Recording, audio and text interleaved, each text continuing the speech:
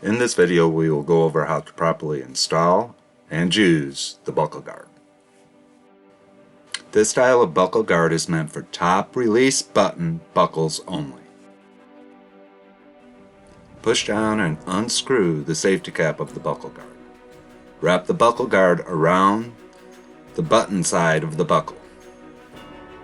Line up the threads and re-screw the cap.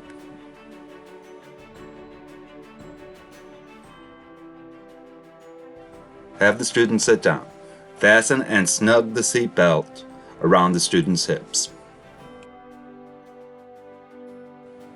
The buckle guard should be used per manufacturer's instructions.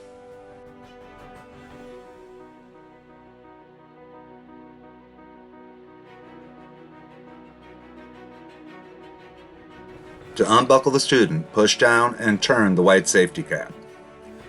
Push the release button on the buckle.